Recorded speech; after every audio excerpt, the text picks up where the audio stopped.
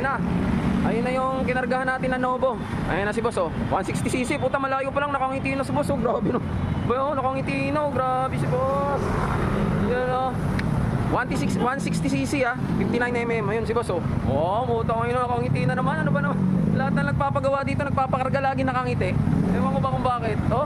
Wow, yes. Okay. Yan, Novo, Yamaha Novo 160cc mga boss. Grabe, touring type lang yan, pwede pang biyahe ha. Siyempre, nagkakarga din tayo ng mga carb type. Alright, maraming salamat boss.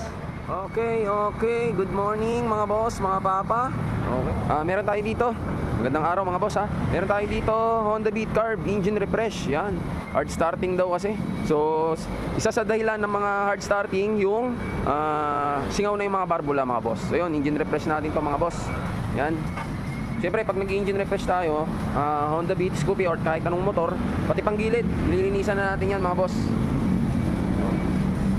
Okay, Honda Beat Carb engine refresh mga boss. Yan, papalit tayo ng piston ring. Okay. Tapos syempre, meron din tayo dito. Hindi lang tayo nagkakarga ng mga Honda, no? Pati mga Mio, katulad nito.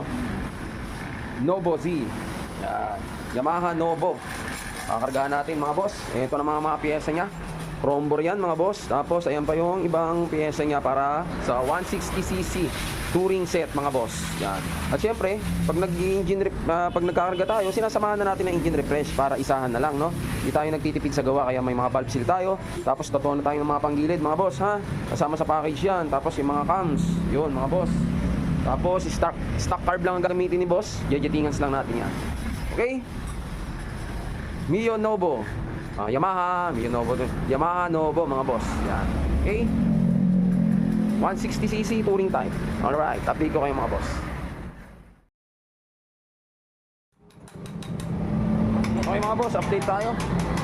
Update tayo dito sa Novo, na Yamaha Novo na kinargahan natin, no? So ayan na, nakabit na natin yung kanyang Crombor na block. Okay, tapos nalagyan na natin yung valve spring na racing type. Tapos yung kanyang cams nalagyan na rin natin, racing type din yan mga boss. Yan, tapos nahasa na natin barbula, na engine refresh na rin yung head. Tapos na-port na rin natin yung head niyan mga boss. Okay, update ko kayo, 160cc touring type. 160cc. Okay mga boss, ayun na. Ayun na yung kinargahan natin na Novo. Ayun na si boss, oh. 160cc, puta, malayo pa lang. Nakangiti na si boss, oh. Grabe, no. Bayo, nakangiti na, oh. Grabe si boss. Yan, oh. 160cc, ah. 59mm. Ayun si boss, oh. Oh, muta ko yun. Nakangiti na naman. Ano ba naman? Lahat na nagpapagawa dito, nagpapakarga lagi nakangiti. Ewan ko ba kung bakit. Oh. Wow, yes. Okay. Yan, Yamaha Novo 160cc mga boss. Grabe, touring type lang yan, pwede pang biyahe ha. Siyempre, nagkakarga din tayo ng mga carb type. Alright, maraming salamat boss.